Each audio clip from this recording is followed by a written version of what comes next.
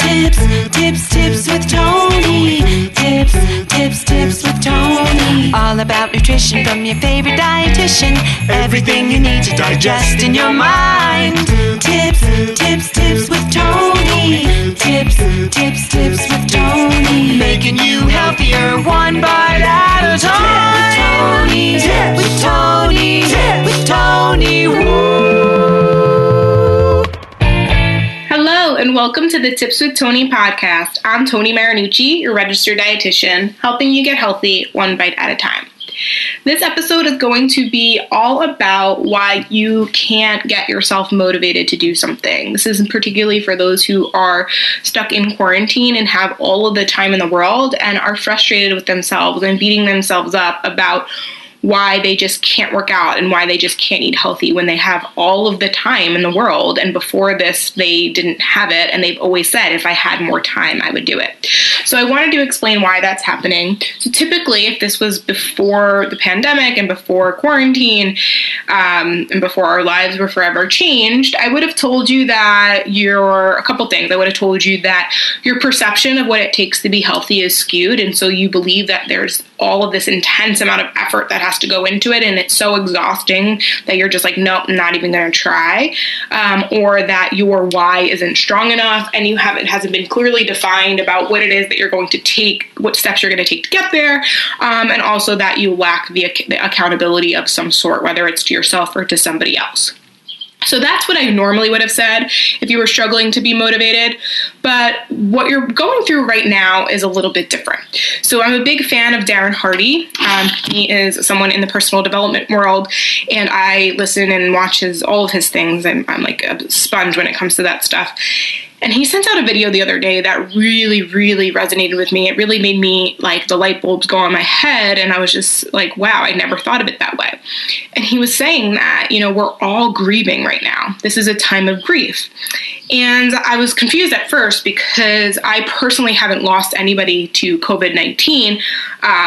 And I know others have, so it didn't really, at first it didn't resonate with me. Like, what do you mean? Like, I haven't lost anyone. How am I grieving? But then he went to explain how we are grieving the life that we used to have, the life that we're no longer able to live, and it was just randomly taken from us.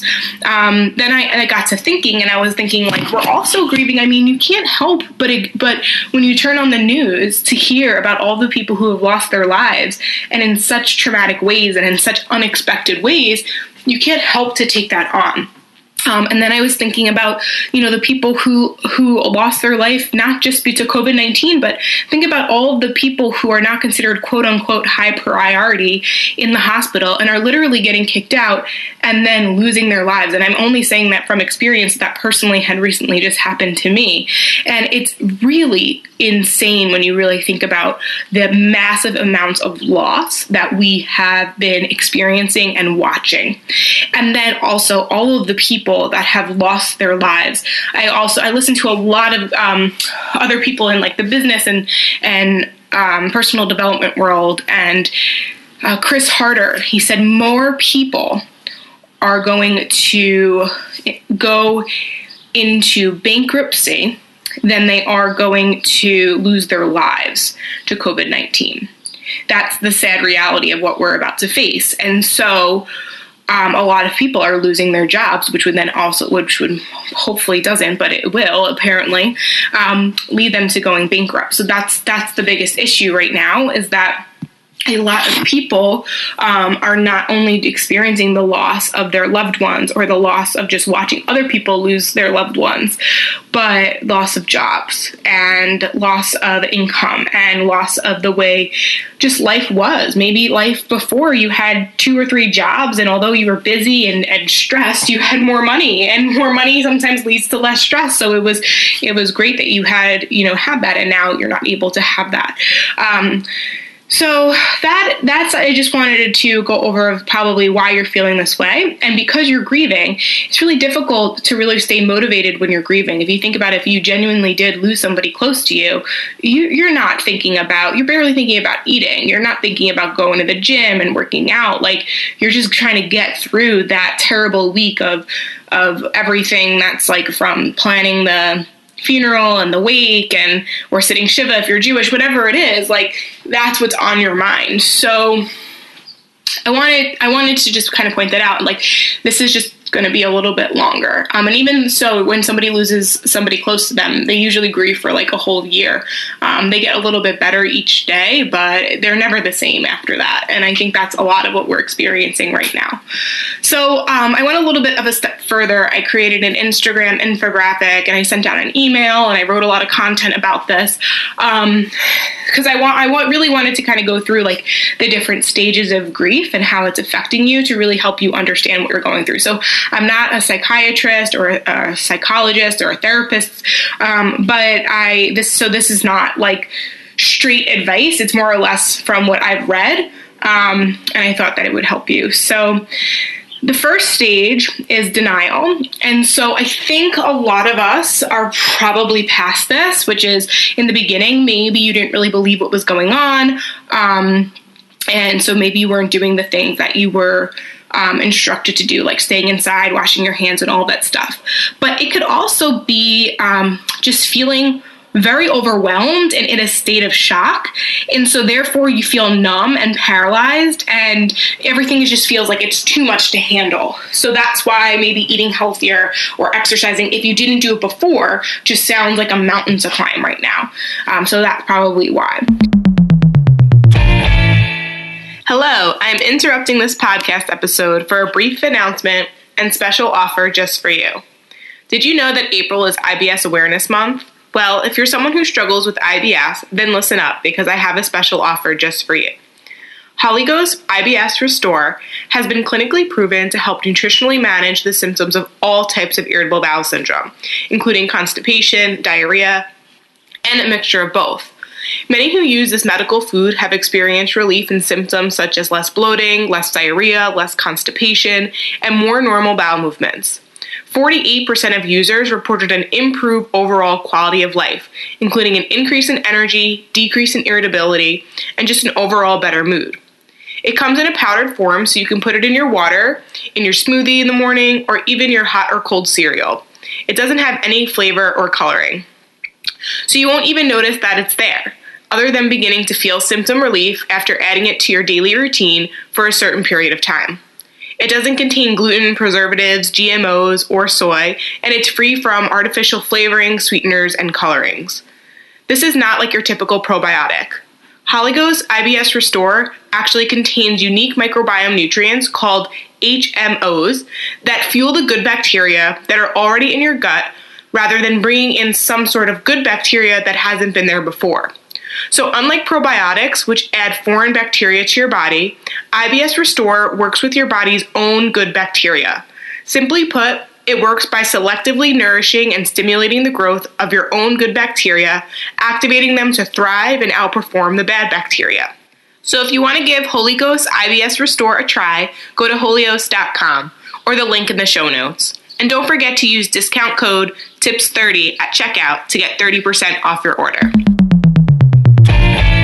So, and you're not feeling anything. You're just not even believing that it's happened. You're kind of in a state of shock. And it's protecting you from feeling because we don't really, as human beings, we don't really like to feel things because it's just uncomfortable. And we don't like to be uncomfortable, which is a lot of reasons why change is not easy for most people.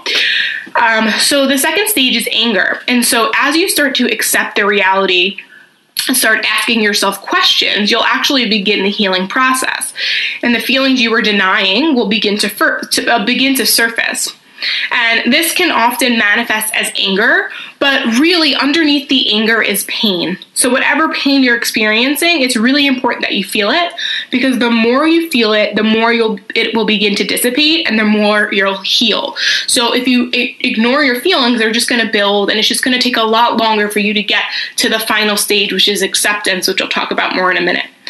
The third stage is bargaining. And so basically you just want life to return to what it was. And so you don't know how to be in this new world, in this new life. So you get lost in thought of like, if only I did this, or what if I did this?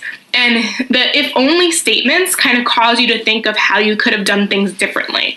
And the what if statements are trying to cover up how helpless you feel. And this is your mind trying to negotiate your way out of the hurt, but that's only going to bring you back to anger. So remember, the more you feel, the sooner you'll heal. And the more you hear yourself saying, if only I did this, or what if I did that, you have to remember that that's just your way of trying to ignore what's really going on right now. And that guilt is not going to help in any way. There's no way we could have controlled this, not even a little bit. And then stage number 4 is depression. And so not so much mental health, like not someone who struggles with mental illness depression, but more so just having deep sadness, probably something that you've never felt before. And it's that grief on an even deeper level. And it'll feel unnatural, and it's something that you need to fix or snap out of. But it's important to understand that this is it's a normal, appropriate response to loss. So it feels like it's going to last forever, but I promise you it will pass, and you'll be stronger because you went through it. So this is the big stage. It's like the sadness, that feeling, just you want it to go away so badly. Just don't, you want to just kind of notice it, pay attention to it. Let yourself be sad. Let yourself cry.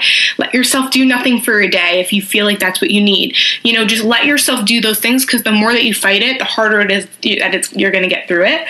But you don't want to respond to it in the sense that if you're feeling really, really sad and you want things to end, you do not take action on that. And if you do ever have thoughts of suicide or trying to end your life or change the situation in some drastic way, please seek help.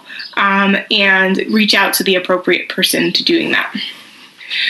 Okay, the last stage is acceptance.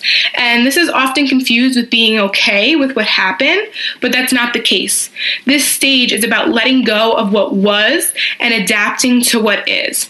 So it's making new connections, it's making new meaningful relationships, interdependencies, and instead of denying your feelings, you're listening to your needs, you're moving, you're changing, you're growing, you're evolving, you're taking advantage of the situation, because that's honestly the only way you're going to get through it in a positive way. So it's okay to be sad. It's okay to feel. You can easily go back into these old stages. They don't necessarily happen in that order. But the most important thing is that you pay attention to your needs, and that you recognize that this might not be the time to be super motivated.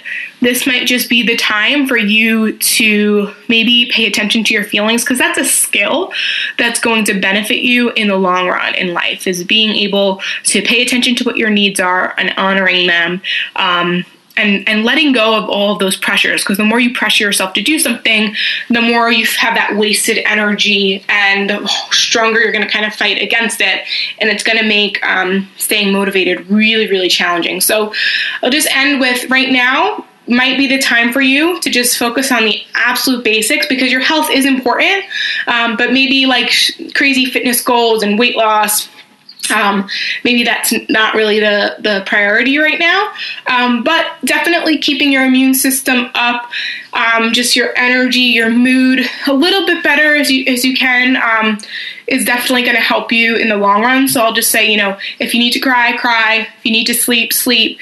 But I'm also going to encourage you to move a little bit more. It doesn't need to be an intense workout, but just going for a walk, staying hydrated with water, getting adequate amount of sleep, eating lots of fruits and veggies, getting enough protein, and just really limiting, you don't have to exclude completely, but limiting a lot of that added sugar, the added salt, the added fat, just basic things. Okay, guys? I hope you found this helpful. If you have any other questions, please don't hesitate to email me, tipswithtony@gmail.com. If you're not already subscribed to the Tips with Tony podcast, please subscribe. It allows other people to find it. And if you liked what you heard and you feel like somebody could benefit from this, please share it with them. I really, really appreciate that. All right, guys, thank you so much for listening. As always, I'm Tony Marinucci, your registered dietitian, helping you get healthy one bite at a time.